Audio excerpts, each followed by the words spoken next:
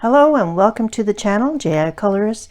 My name is Jody and today we are continuing our watercolor series in the book Johanna Basford's World of Flowers, where we have been doing a series to celebrate Watercolor Month, which is July 2022, and today we are going to use Paul Rubens paints and complete the butterfly. So I have two sets of Paul Rubens paints. I have the 48 pan set, which is regular non-glittered watercolors, and then I have the 12 set of glitter watercolors. So we're going to take some pans from each set, and I will read out the pans that I get. The other items I have here are obviously some water, some paint brushes, a blotter, cloth. I've already selected the paint pans and I just have a white ceramic plate to use as a palette. As I mentioned before, this has been a series of watercolor mediums in the month of July, celebrating Watercolor Month, and we have completed most of the page. So we have this left, and then we will have one short video where I come and do the little bit of background that's left on the page to tie it all together. The other half of this double page spread will be completed with a variety of pencil crayons or colored pencils, depending where you are in the world and what you call them. But for today, we will finish off this page using the Paul Rubens. So the colors I have chosen are, for the butterfly itself, I'm going to use cadmium yellow medium, deep interference orange, which is a glitter watercolor, royal purple, and symphony purple. So I'm going to take those paints and I'm going to spray them with water and get them started to activate. For the glitter watercolors, the thicker the paint, the more it will show up as a metallic or glitter watercolor. So that's a tip there. So as we let that get going, I'll just get organized and let you know also, for the leaves, we're going to do two colors of green. We're going to do yellow green and a tree green, both non-metallic. And for the background, we're going to do a cobalt blue, also a non-metallic. Going to use a variety of brushes today, so nothing special, just select a brush that fits the size that you're working in. I'm going to start with the background of the butterfly is going to be purple, and then the other areas will be brighter purple and orange. So we're going to have a purple and orange.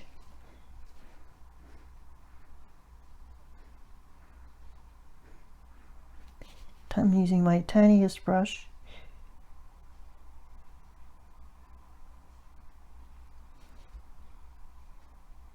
So I hope everyone's doing well. I hope you've been playing with your own watercolor mediums this month.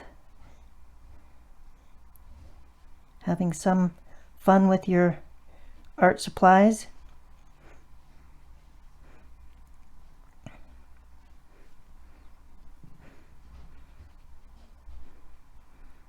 I know that July, it's fun to break out supplies that we don't normally use a lot of during the year.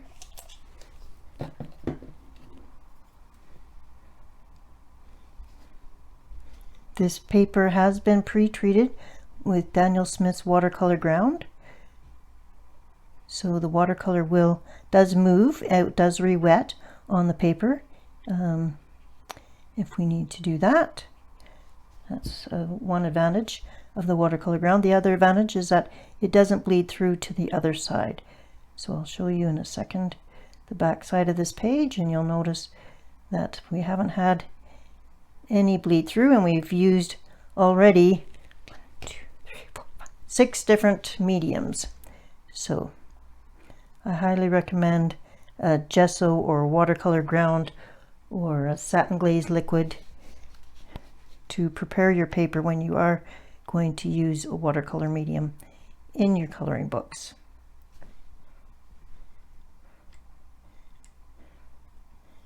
And as you can see, I have removed the page from my book.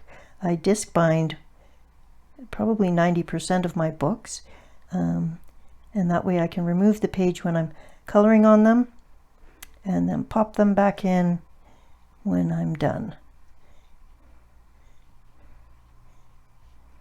I do have a video on my channel of how and why I disc bind my books, so if that's of interest to you.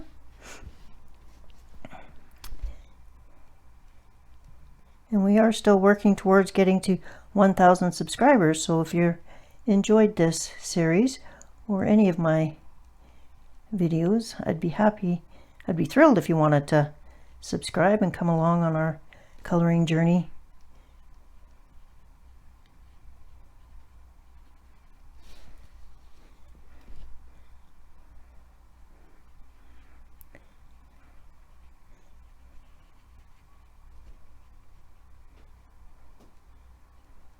If you do go out of the lines, you take a clean brush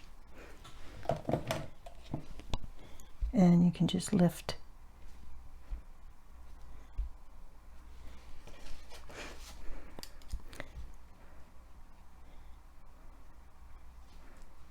and just can clean things up.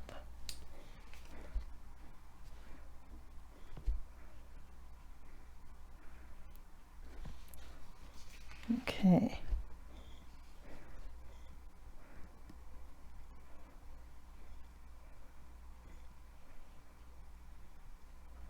I'm going to switch to orange.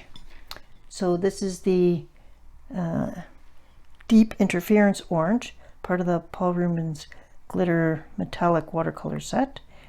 And I'm going to stir it up, as you can see. Give it a nice stir.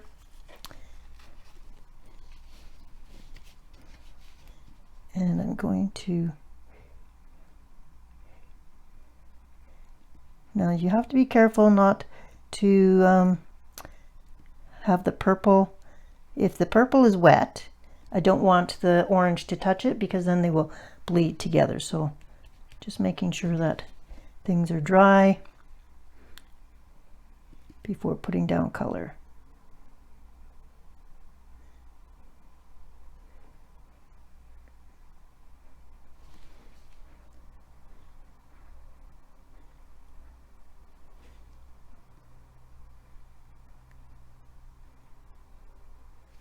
Okay.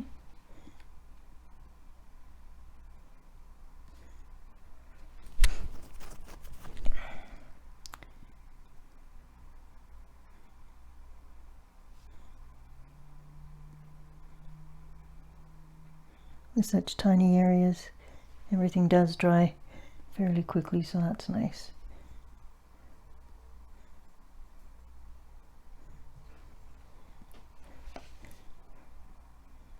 Purple is nice and bright, and this orange is really looks good together, in my opinion anyways.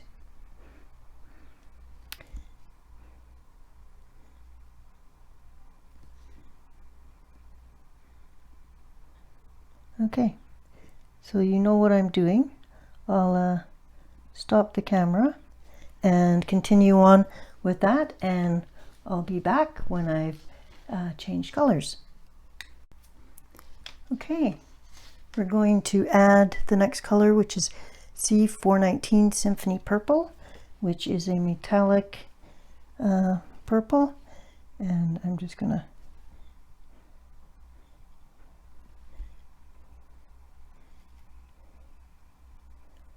offset beside the metallic orange.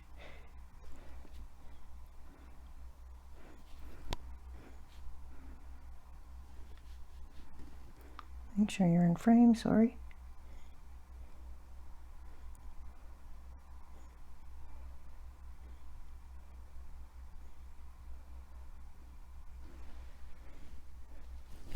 Let's see if I can get you a bit closer.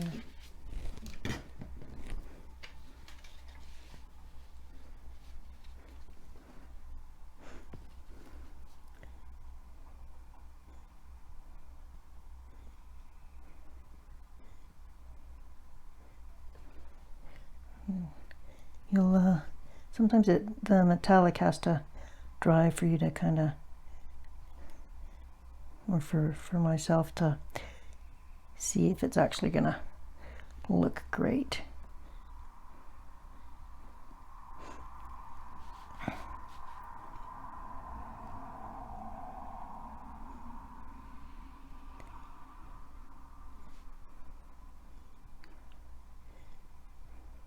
So then the flowers, I will do, I've got the pink color picked out.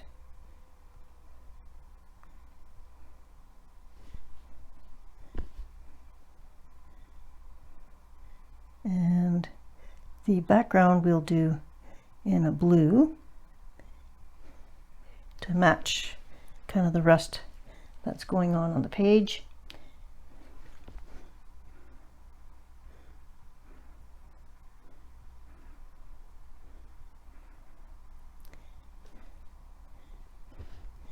And we'll bring some of this pink also down onto this area right here.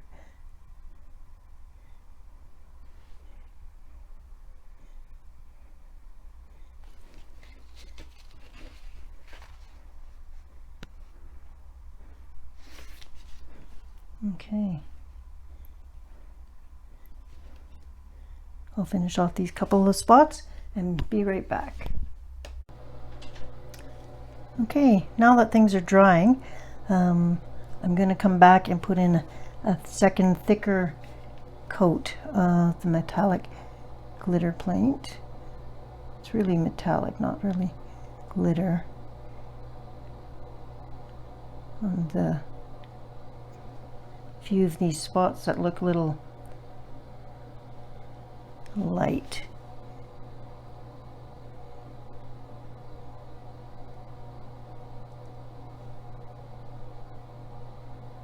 Just going over top and adding a second coat.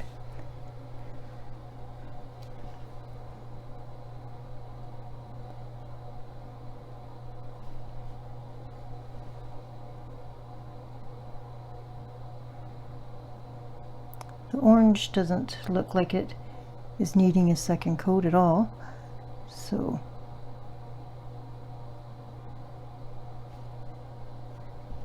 just seems to be the purple, so which is fine. Last spot here.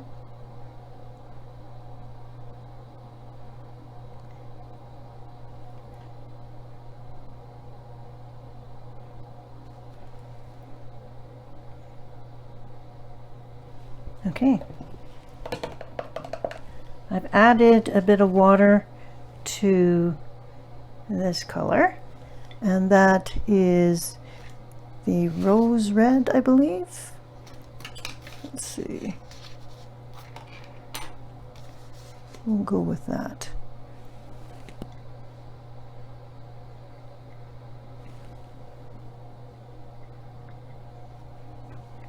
And we're going to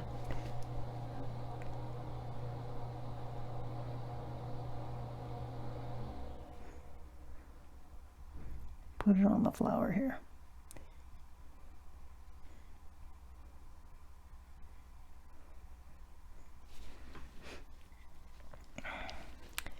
And then we'll also put it on the center flower.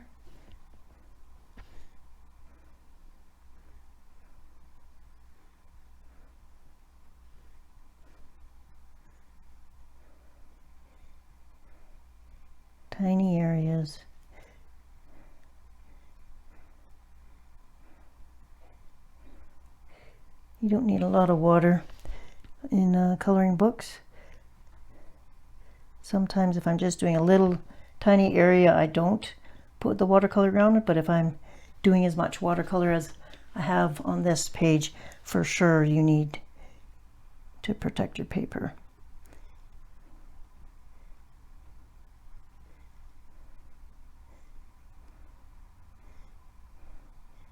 And I also, when I put on the watercolor ground, I let it sit for a full 24 hours to dry.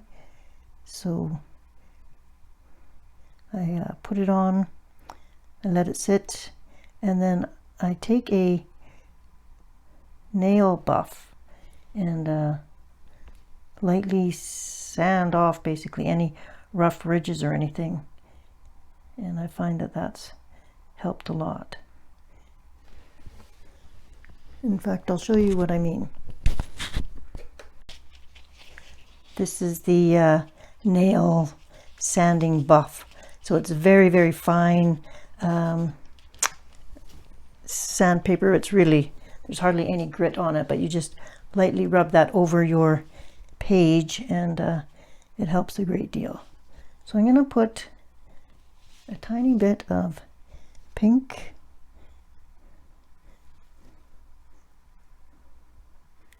on this area here.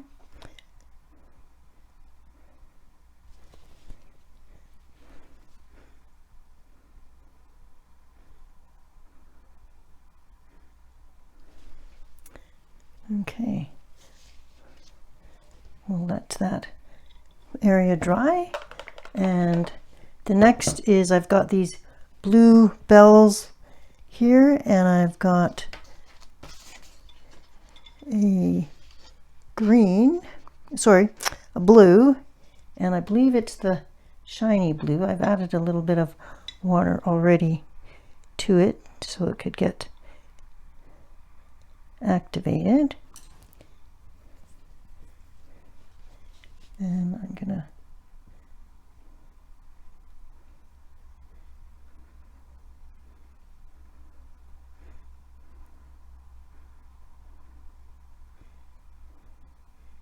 and it'll be a little bit blingy.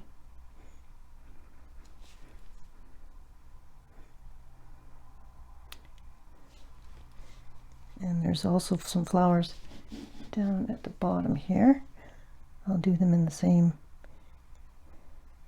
color since they're the same basic shape.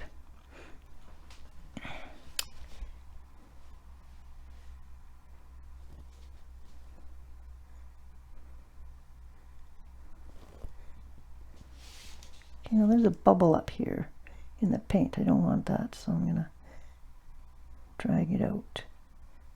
There we go.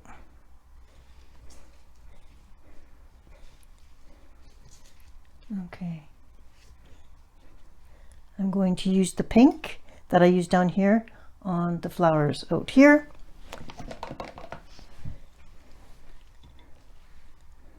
So once I've used a color on the page, I'm just going to be reusing those same colors.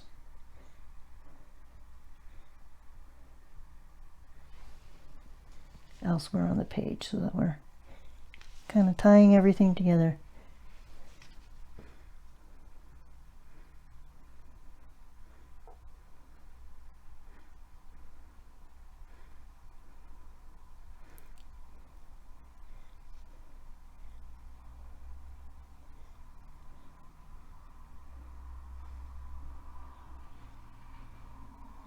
Okay, I'll finish the rest of these flowers in the same manner, and we'll be right back.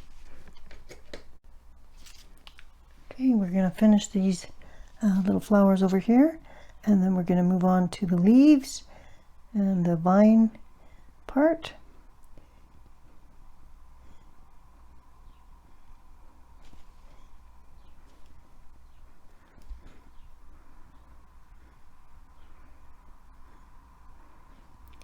Tiny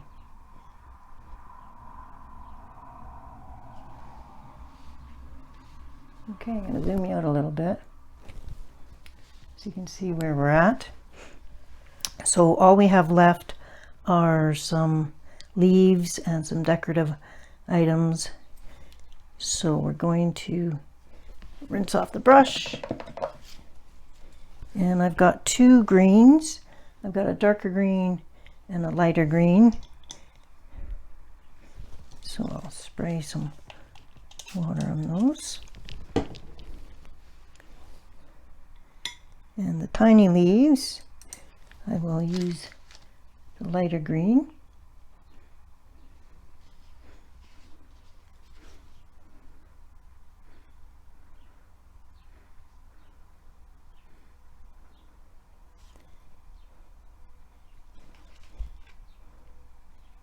And then I'll use some darker green.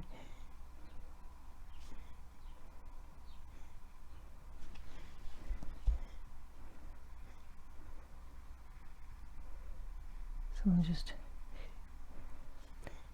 put it on the edges here, and I'll get some darker green.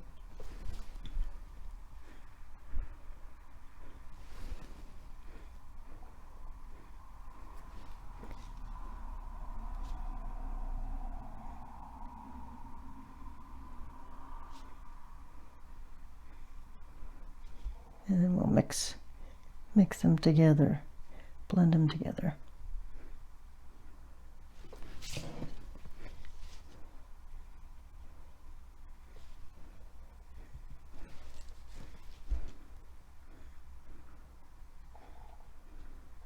So I just kind of clean my brush off a little bit, and then I can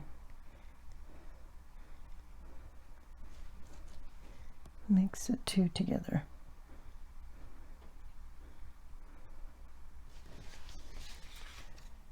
Okay, see if that's enough light for you. It's kind of dark outside today, so I'm not sure that we're having a lot of light on the camera.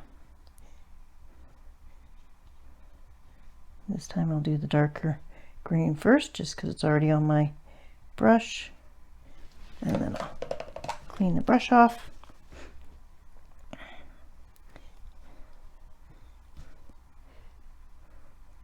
Come back in with some lighter green.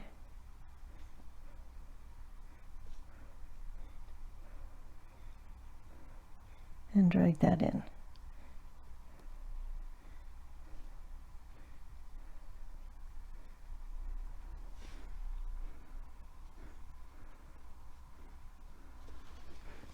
Okay. And just go around and finish off any of these leaf areas.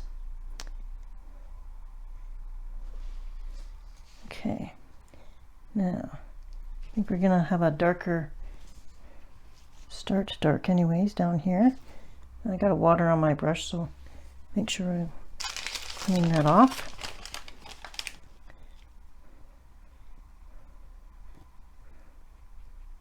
Okay.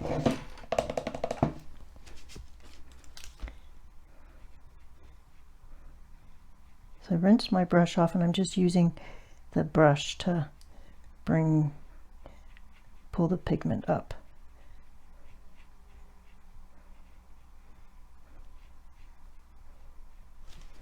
There we go.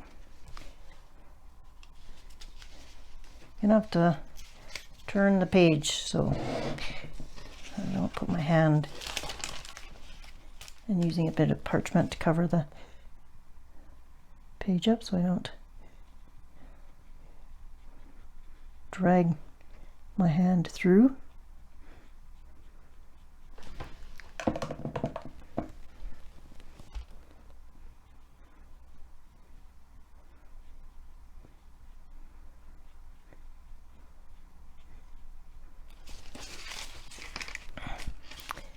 Okay, so with the clean brush, I'm just gonna do a bit better job of melding these two colors together here.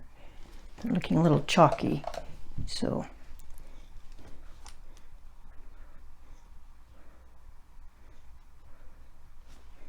want to lighten that up a bit. So just with a clean brush, go in and mix those up a bit, pulling some pigment down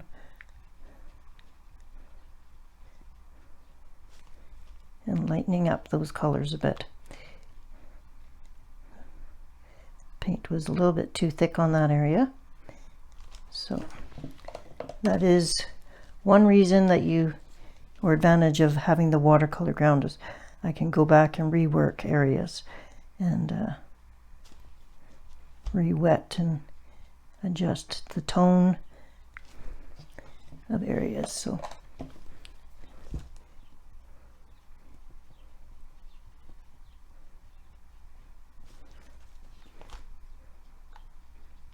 okay.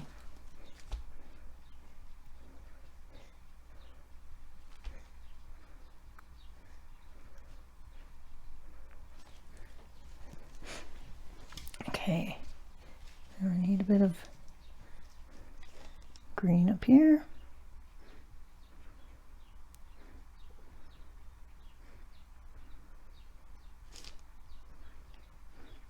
And we're almost done this page. I hope that this has shown you that doing watercolors in your book is totally doable, and don't let anything be daunting. Just jump in and play. I mean, if you are nervous, you could always start on a page or in a book that you're not, it's not your favorite page or it's not your favorite book.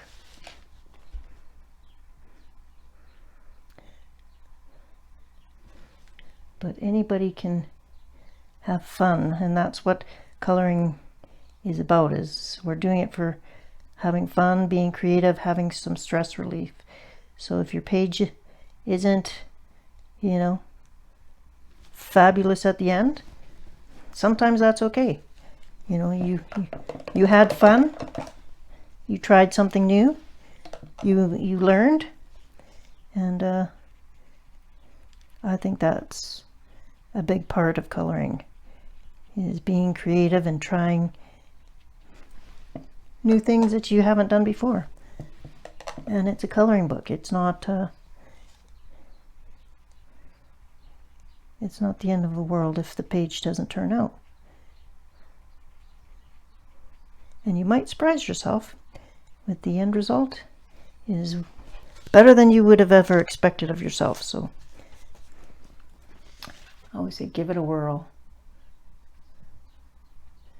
Now we need a dark color, so I'm going to do purple for its head because I did not do his head.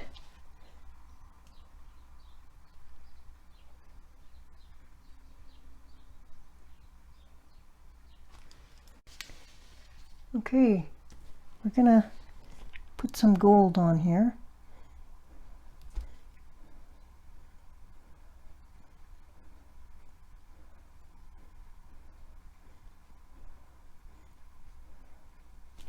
And we'll also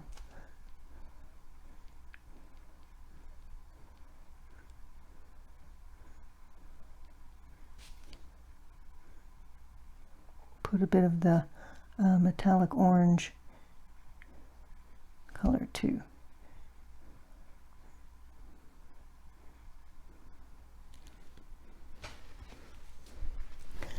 Because I'm going to use the gold as the vine colors, because I want them to kind of stand out a little bit.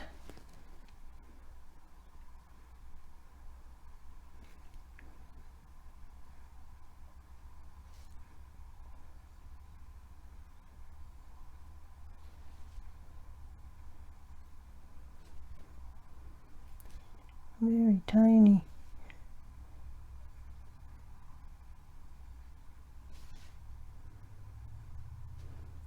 Almost need a smaller paintbrush.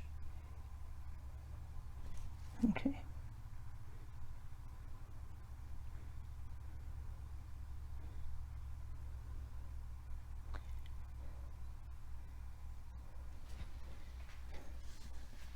Okay, and these corner things will also be gold.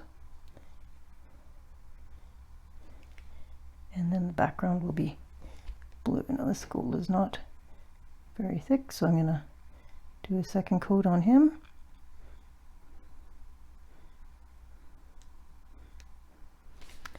Okay.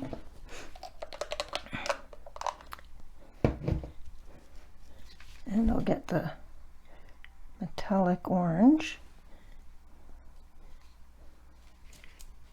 And we'll do these spots. And I'm actually just going to go right over that area.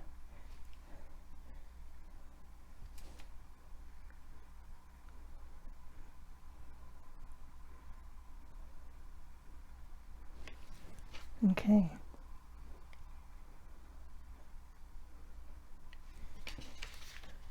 I'll bring you up closer so you can see that. I will continue doing gold on the rest of these little spots. I will put the metallic orange on the ends of this though.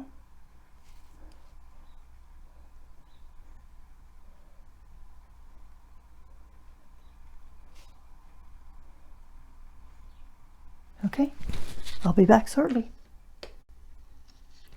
Here's how's it looking so far before we do some of the background. So we've got some glitter paint. The gold is still wet, so I will also probably come back with a micron fine liner and just crisp up some of the lines within the butterfly itself, so that we can see the lines of all the different segments, and they'll be nice and crisp. But for now I'm gonna take and put some of this background on. So we're just gonna have it probably a little darker on the edge.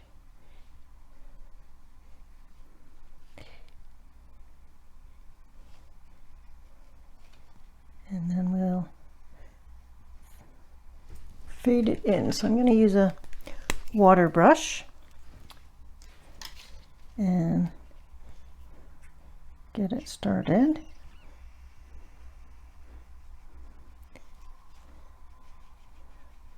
And just bring it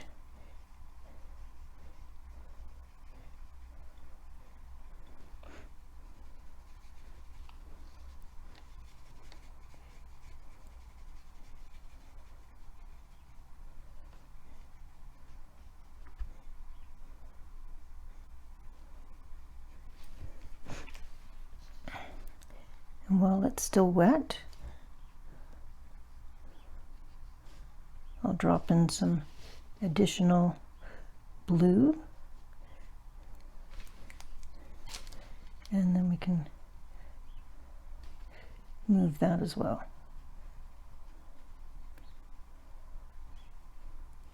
Careful not to run into the other painted areas because they will reactivate.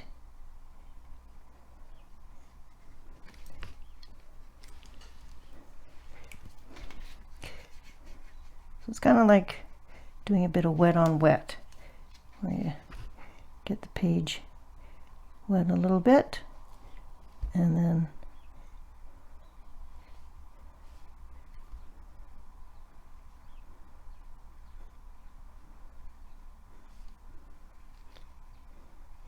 we'll do this background, and all the backgrounds are either a blue or a teal color.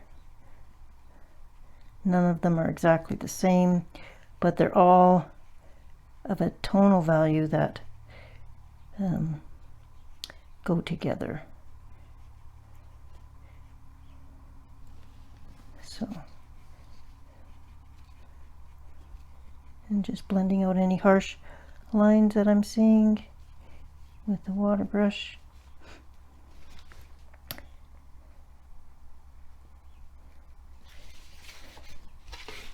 And turning my page so that I can keep going.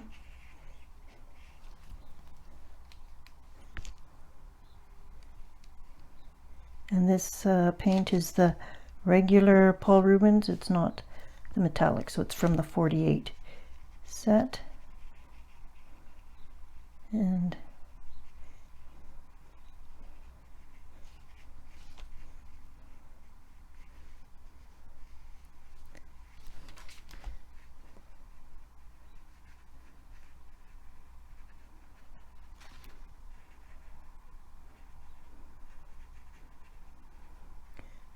I'm just working it around. Again, remember not to touch the fly. Good grief. Well, apparently we had a little friend join us. There's a little fruit fly flying around. One moment while I try and catch him and kill him. Okay, the little fruit fly flew away. I have no idea where he went, but as long as he's not diving into the paint, we're good to go. So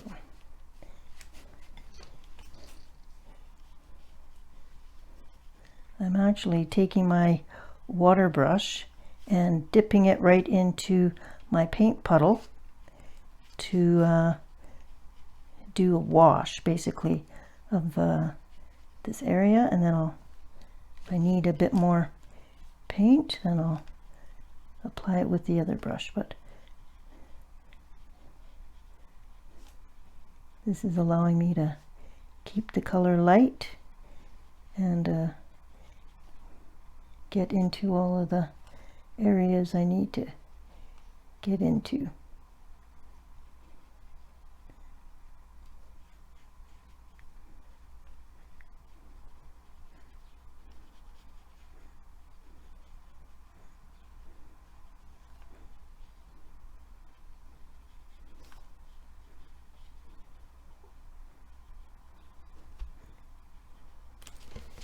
Okay, so now I'll come back with a bit of paint on the,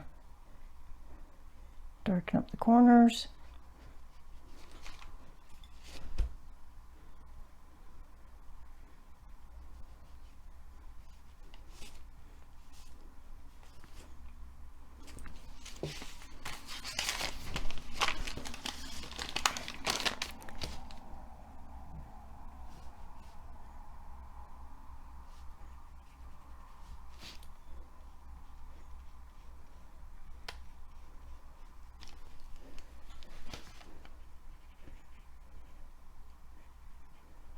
This is my favorite water brush, and it's a Kuretake one that I've had for absolutely ever.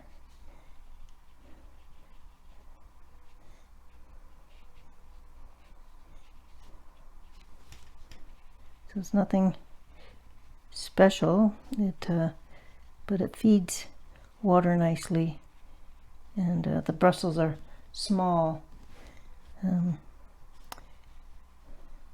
So that's nice. Okay.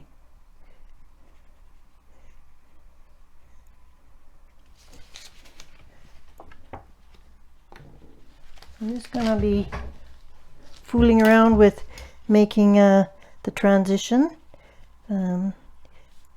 to, from the edge outwards. And just be fooling around with that. But that's it for today. We have one video left, and I will be adding a bit more background to this using the Zig clean color markers, and then we've got to do the edge with something. So I'm not sure if I'll use some Fine Tech Gold paint or some other kind of water medium, but we're almost done this page, and it's been great having you here joining me on this watercolor medium series. I hope you're having fun, and until we see each other, have a colorful week, a colorful and creative week. Thanks again for watching. Bye. Bye-bye.